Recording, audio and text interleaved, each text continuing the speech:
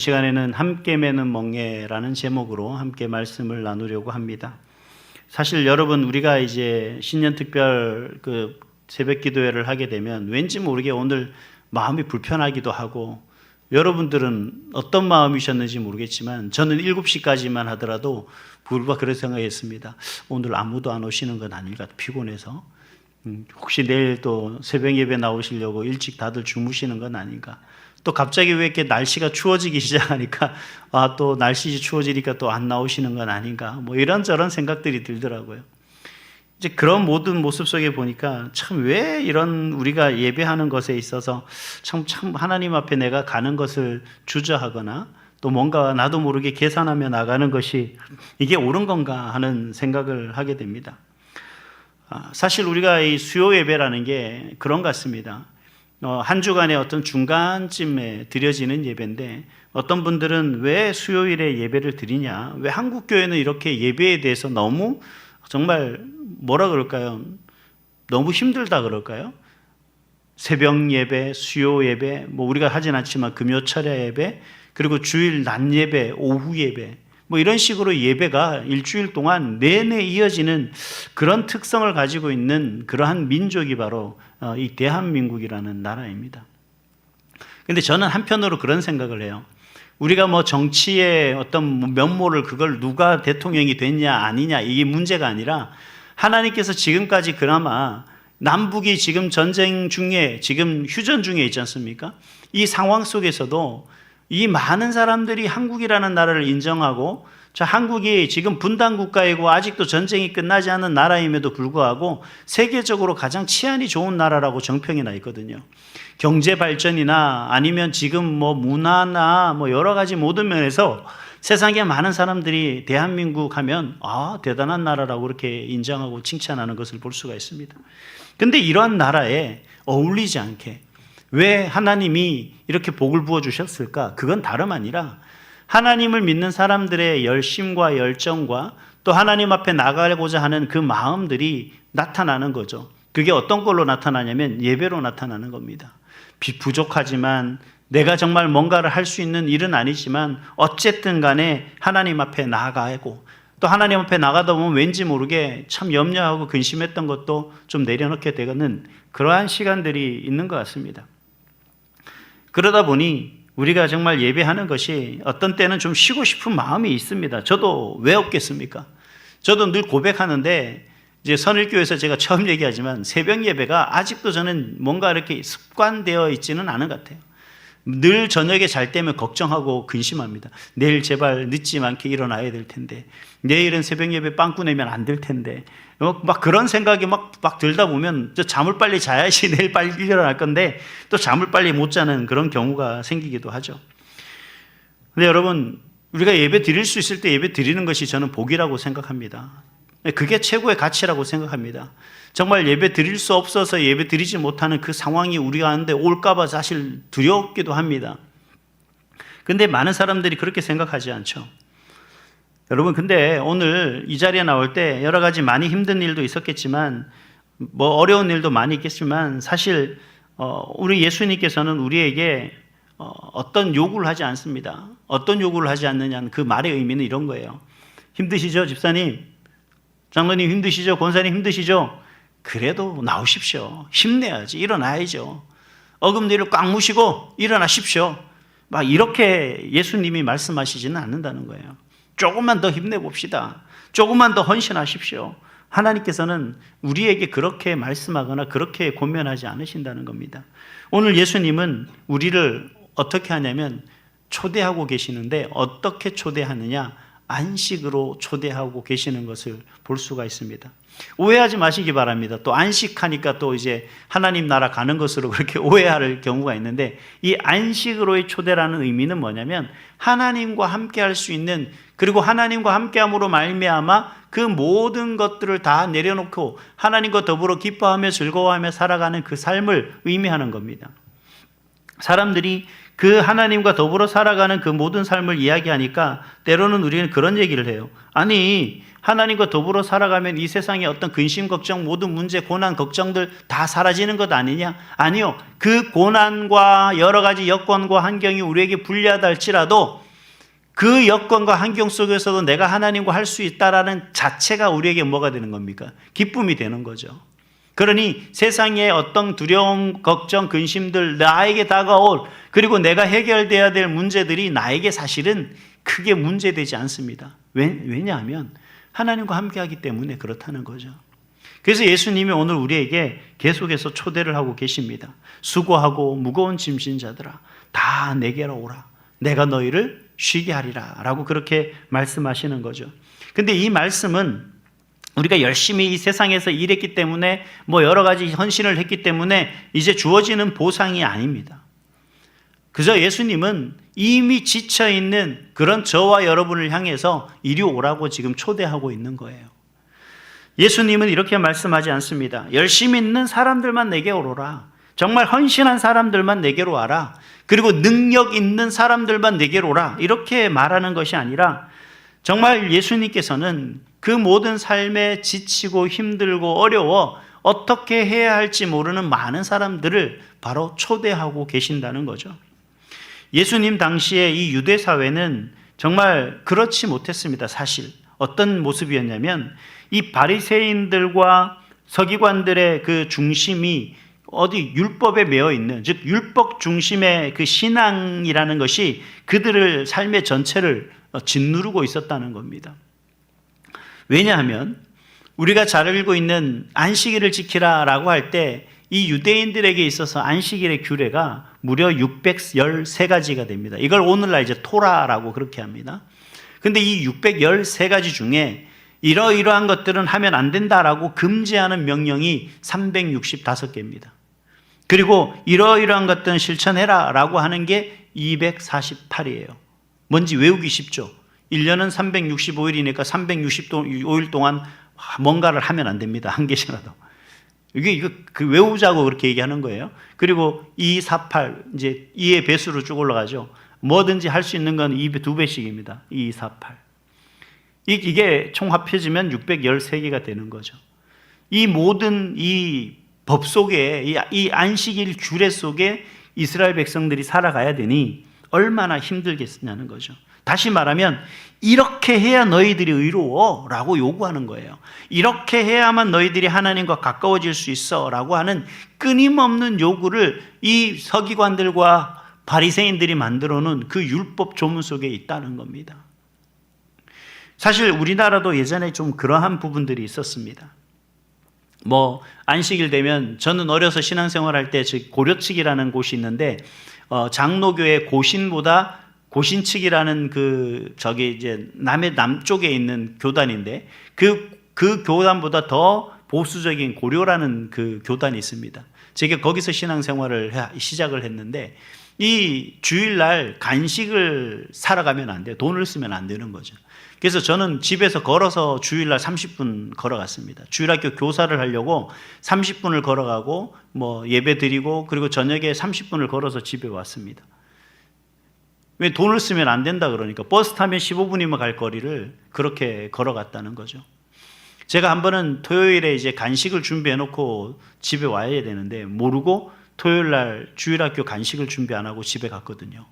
주일날 아침에 몰래 이제 빠져나와서 간식을 준비하러 예배 중에 이렇게 슈퍼로 갔다가 탁 나오는데 어느 아저씨가 저보고 저를 이렇게 보더라고요. 그래서 저도 이제 처음 보는 분이니까 그냥 이렇게 모른 척하고 옆으로 빠져서 교회로 올라가는데 그 아저씨가 불러요. 이리 와 보세요.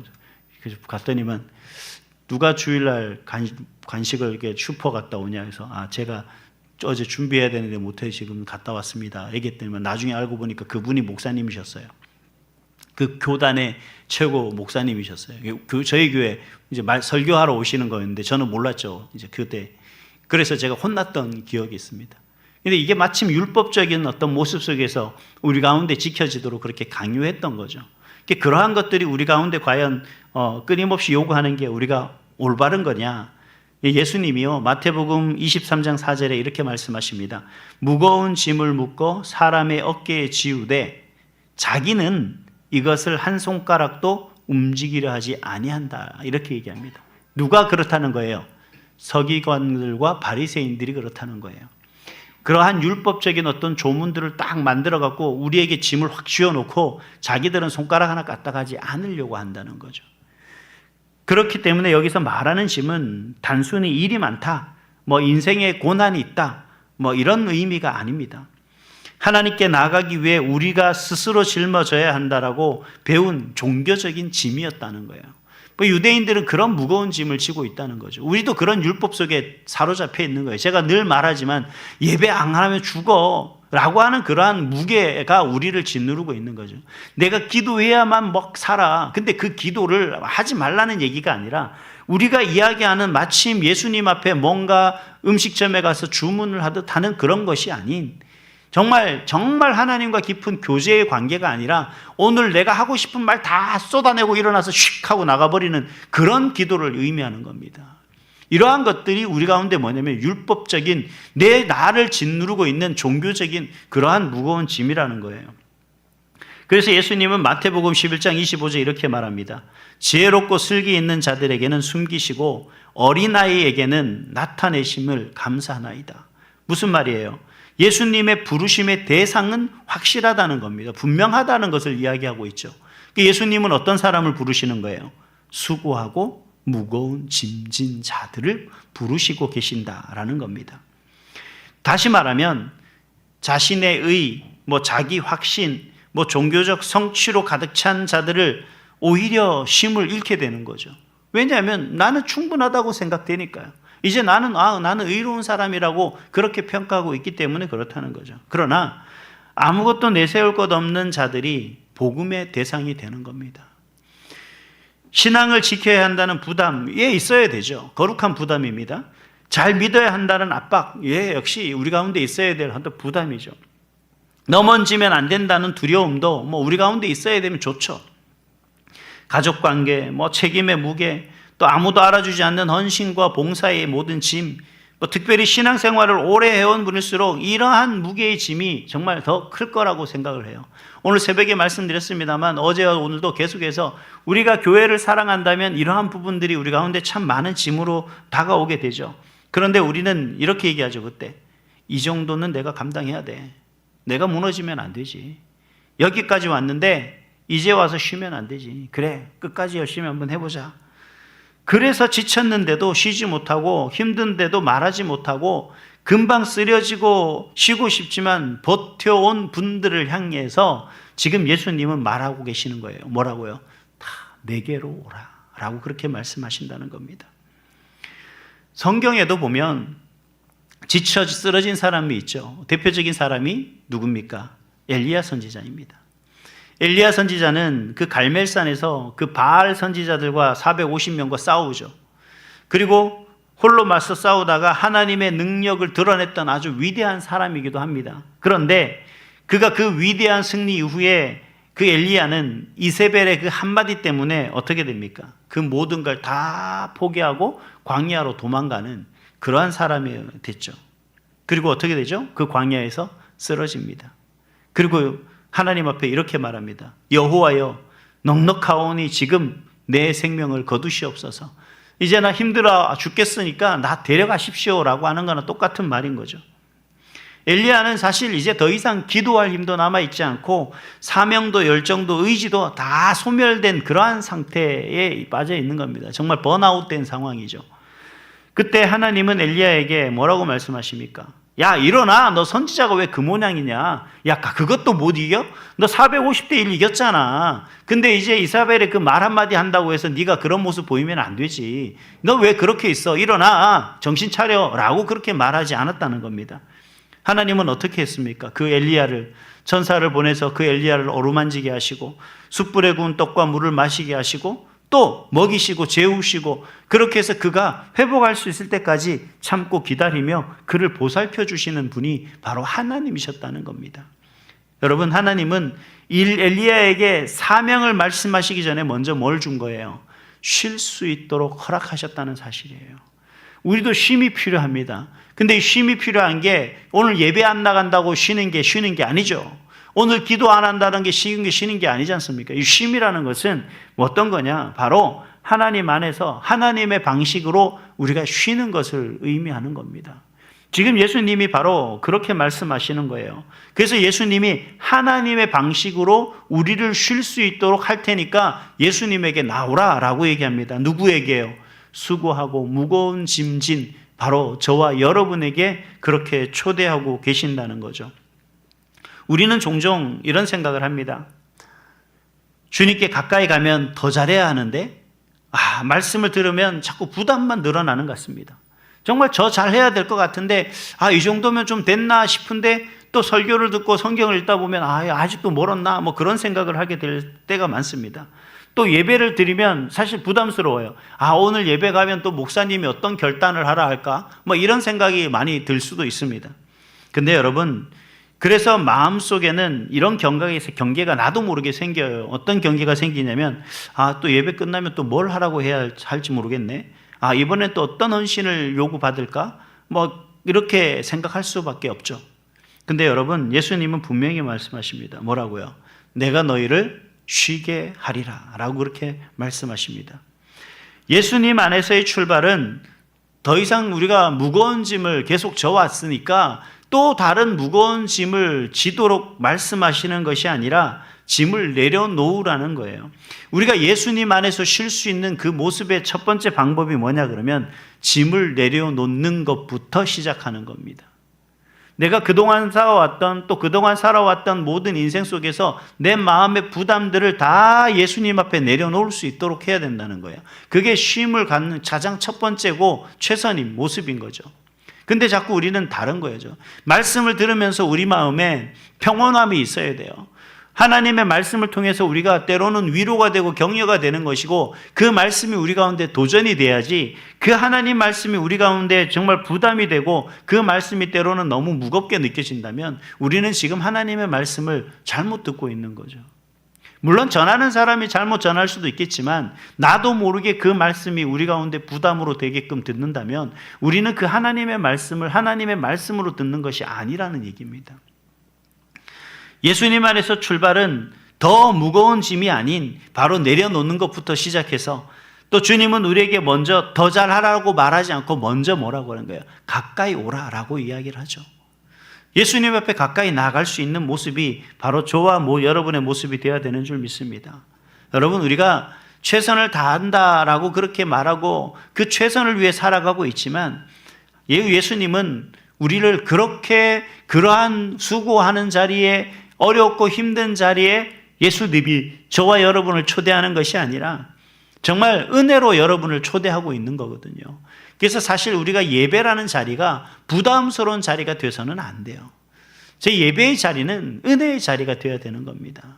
예배를 부담 가지고 예배를 뭔가 한 번 빼먹는 것 그게 대수롭지 않다라고 생각하지만 사실 그게 왜 본인에게는 손해죠. 왜 손해냐? 하나님의 은혜를 받을 수 있는 그 시간 그 장소에 그가 없었다는 것, 내가 없다는 게 그에겐 손해라는 거예요. 제가 설교를 하면 얼마나 잘하겠습니까? 제가 여러분의 마음을 확 감동시키고 여기서 결단하고 회개하게 눈물 펑펑 쏟아지게 저는 못합니다.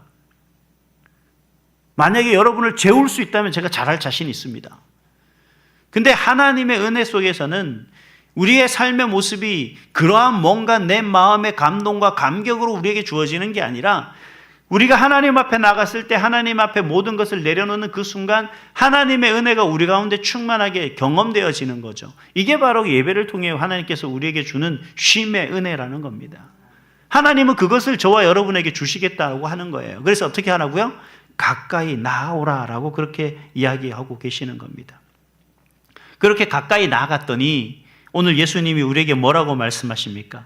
이렇게 말씀하세요. 먼저 나는 마음이 온유하고 겸손하니 내 멍에를 메고 내게 배우라 라고 그렇게 말씀을 하십니다. 여기서 멍에라는 단어 때문에 마음이 다시 무거워지는 분들도 계실 건데 저도 시골에 자라서 이 멍에가 뭔지 잘 알거든요. 이 멍에가 뭡니까? 소를 밭을 갈 때 이제 이 콧뚜레하고 연결시켜 이 쟁기나 혹은 다른 우마차 같은 거 끌 수 있도록 하는 이런 가로막대죠. 그렇죠? 그럼 나중에 보면 소가 힘들고 하면 그 멍에를 메고 있던 소의 그 목덜미나 이런 데 보면 털이 다 빠진 그런 모습들을 보고 제가 속아 되게 불쌍하다 생각했던 적이 있는데, 그러다 보니까 우리가 이 멍에를 맨다라고 말을 하니까 야, 예수님이 또 우리에게 뭔 짐을 끌라고 메우려고 그러는가, 어떤 일을 시키려고 우리에게 멍에를 매라고 그렇게 얘기하시는가, 그렇게 오해할 수가 있는데, 사실 이제 이 이스라엘에서 이야기하는 이스라엘의 농사에서는 우리는 보통 부유하지가 않잖아요. 시골 사람들이. 그 농사 짓는 사람들이 부자인 분이 거의 없죠. 그러다 보니까 보통 소 한 마리로 논을 매거나 밭을 매죠. 근데 이 이스라엘은 일반적으로 보통 두 마리를 소 두 마리가 바로 이 멍에를 메고 농사일을 했다고 합니다. 아니면 뭔가를 운반하는 일을. 그러니까 결국은 뭐냐면 이 멍에라는 것은 소 두 마리가 함께 하는 도구가 되는 거예요. 그래서 예수님이 말씀하신 명예는 뭐냐면 너희들에게 우리에게 뭔가 새로운 짐을 맡기기 위한 어떤 속박이 아니라 바로 하나님이 우리에게 말씀하신 이 멍에는 방식입니다. 방식. 그 말이 뭔 말이냐면 이 멍에를 함께 맨 손은 어떻게 가죠? 함께 가야지 힘들지 않죠. 그러니까 동일하게 힘을 내야지만 어렵지 않습니다. 그러니까 멍에는 일을 없애는 것이 아니라 혼자 끌지 않게 하는 장치라는 거죠. 예수님은 지금 우리에게 짐을 벗어 던져라가 아니라 네가 지고 있는 그 멍에를 내가 함께 지겠다라는 거예요. 여러분, 세상에 살아가는 삶의 모습 속에서 우리 가운데 얼마나 많은 멍에들이 있습니까? 그걸 내려놓으라는 것은 예수님께서 그 멍에를 내가 함께 지고 네가 살아가는 그 인생과 더불어서 내가 발맞춰 가겠다라는 거잖아요. 그게 얼마나 감사한 일입니까? 예수님은 무거운 짐을 지는 그 모습 속에서 결국 뭐냐면 이 짐이라는 게 누구와 어떤 방식으로 지고 있느냐가 결국 무게에 또 아니면 살아가는 삶의 무게를 줄이게 되는 거죠. 제가 어렸을 때 보면 이게 시장 같은 데 가면 바구니나 어디 뭐 이렇게 가방에 뭐 뭔가를 담아서 들고 오잖아요. 그럼 애기들 막 이제 걸음도 제대로 못 걷는 녀석이 아빠 같이 잡아 자기도 같이 들어준다는 거예요. 그럼 걔까지 같이 들어야 되지 않습니까? 이게 무게는 아무 의미가 없어지는 거죠. 그렇죠? 그러나 저보다 더 힘이 센 사람이거나 아니면 저보다 더 강한 사람이 그 무게 한쪽으로 들어주면 우리는 어떻게 느껴집니까? 참 가볍게 느껴지는 거죠. 무게의 절반도 안 되는 짐을 지금 내가 걸어가는 거예요. 들고 걸어가는 것 아니겠습니까? 예수님이 우리에게 말씀하시는 건 그거예요. 멍에를 함께 매겠다는 것은 왜 너 혼자 감당하려고 하느냐라는 그런 모습들이 아니라는 겁니다. 왜 너 혼자 혼자 하는 게 잘하는 게 아니야. 혼자 가는 게 잘하는 것도 아니고 혼자 하는 것도 잘하는 게 아니고 혼자 하려고 하는 것도 잘못된 것이다 라는 거죠. 뭡니까? 내가 함께 매겠다라는 그러한 초대라는 거예요. 이 멍에의 중심에는 누가 계시다고요? 예수님이 계시다는 겁니다. 우리가 버거워할 때 주님이 더 많은 무게를 지신다는 거예요. 우리가 흔들릴 때 내가 어디로 가야 할지 몰라서 정말 바르게 가지 못하고 좌로나 우로 치우칠 때 예수님이 방향을 잡아주신다는 겁니다. 또 우리가 어떻게 해야 될지 몰라 정말 너무 지치고 힘들고 주저앉을 때 우리를 강제로 끄는 것이 아니라 예수님은 그런 우리를 옆에서 우리의 등을 쓰다듬며 우리가 다시 일어서기를 기다려 주신다는 거예요. 그게 바로 예수님이 나와 함께 멍에를 매겠다라고 하시는 그 초대의 말씀으로서 우리에게 해주시는 겁니다. 그래서 예수님은 이렇게 말씀하세요. 내 멍에는 쉽고 내 짐은 가벼움이라. 왜 예수님의 멍에는 쉽고 가벼운 걸까요? 이 쉽다라는 말은 이 잘 맞는다라는 뜻입니다. 이게 어떤 거냐면 좀 더 의미를 부여하자면 몸에 맞는 거예요. 딱 내 몸에 맞는 것. 그리고 그건 상처가 나지 않는 거예요. 그게 쉽다는 게 바로 그러한 거라는 겁니다. 예수님의 멍에는 사람을 힘들게 하거나 사람에게 상처를 주지 않고 오히려 사람의 그 연약함을 고려해서 그 사람에게 가장 잘 맞는 것으로 우리에게 배려하는 것이죠. 그게 어떤 겁니까? 우리에게 최소한의 힘들도록 그 무게를 질 수 있도록 그렇게 배려하는 거죠. 저는 어렸을 때 제가 강원도 사람인데 그 강원도는 논이 계단식 논입니다. 이 산을 깎아서 이렇게 계단을. 근데 이 나중에 논에 물을 나중에 이제 추수를 하면 이 논이잖아요. 계단식 논이니까 이 그 평지로 이 볕단을 다 전할라야 돼요. 그 아버지가 이제 지게를 지고 전하려는 걸 보고 제가 도저히 안 돼서 저도 이제 지게질을 제가 어렸을 때부터 하다 보니 키가 좀 많이 자라지 못했습니다. 그 지게질을 하면 이 벼가 휘청휘청 거리거든요. 근데 제가 지게가 너무 크다 보니 지게가 막 땅에 끌려요. 이게 계단식이 논이니까 그게 내려오려고 하다 보니까. 그래서 아버님이 지게를 참 작게 만들어 주셨는데 우리 아버님도 참 제가 볼 때는 참 야속한 분이지. 그냥 됐다 아빠가 하마 이렇게 하면 되는데 왜 그 지게를 또 만들어 주셨는지는 모르겠어요. 근데 가만히 생각하니까 제 어린 마음에 제가 아버님의 지게를 감당하는 것조차도 버거워했던 거죠. 아버님은 지게를 작게 만들어서 제가 조금만 볕단을 지어서 나를 수 있도록 그렇게 했던 거예요. 하고 싶어하는 그 마음이 기특해서 어떻게든 내 몸에 맞는 그리고 가장 작은 짐을 전할 수 있는 지게를 만들어 주셨다는 거죠. 여러분, 우리 예수님께서는 우리 하나님께서는 바로 그렇게 우리를 사랑하시고 우리와 함께 하시기를 원하신다는 겁니다. 그저 내 힘들고 어려울 때 하나님 왜 이렇게 저를 외면하시나요? 왜 하나님 저를 찾아와 주시지 않고요? 하나님 왜 이렇게 저를 모른 채 하십니까? 라고 하는데 아니에요. 짐의 무게가 아니라 주체가 달라지는 거예요. 그 짐은 가볍다라는 말의 의미는 바로 그거예요. 그동안 졌던 짐은 누가 졌습니까? 내가 진 거죠. 근데 이제 이 예수님이 함께 지는 그 짐의 주체는 누가 지는 거예요? 내가 지는 게 아니라 예수님이 지는 거죠. 하나님이 지는 거죠. 그러니 그 짐 자체가 무거울 수밖에 없겠죠. 앞에서 제가 이 서기관들과 바리새인들이 우리에게 얘기했을 때 뭐라고 해요? 그들이 말하는 율법의 짐은 뭐냐면 너가 해야 돼라는 짐이었습니다. 그런데 이 예수님의 멍에는 뭐예요? 내가 너와 함께 매겠다라는 겁니다. 그래서 바울은 이렇게 고백합니다. 갈라디아서 2장 20절에 내가 그리스도와 함께 십자가에 못 박혔나니 이제는 뭐예요? 내가 사는 것이 아니요 오직 내 안에 그리스도께서 사시는 것이다 라고 그렇게 고백하죠. 이제는 그는 그의 어떤 자신이 가지고 있었던 세상적인 어떤 것, 지식적인 어떤 것, 그리고 혈연적인 어떤 것이 아니라 내 안에 오직 그리스도 한 분이 자신의 모든 삶의 주체가 된다라는 거죠. 그러니 그가 살아가는 인생에 있어서 걱정할 것 없고 두려울 것 없고 오직 하나님의 영광, 예수가 그리스도 되심을 온 세상에 전하는 일에 그가 최선을 다했다는 거예요. 이 장면은 우리가 가만히 보면 이 베드로에게서도 사실 드러나는 것을 볼 수가 있습니다. 베드로가 무리를 막 걷죠. 그래서 바람을 보고 두려워서 어떻게 합니까? 막 빠져들기 시작하죠. 그때 베드로가 뭐라고 외칩니까? 주님, 나를 구원하소서라고 그렇게 성경에는 기록되어 있습니다. 뭐 주여 뭐 그렇게 좋게 기록했겠죠. 제가 볼 때 예수님 저 좀 살려주세요 막 그랬을 겁니다. 근데 마태복음 14장 31절에 보니 예수님이 어떻게 하냐면 곧 손을 내밀어 그를 붙잡으셨다라고 그렇게 이야기를 하고 있습니다.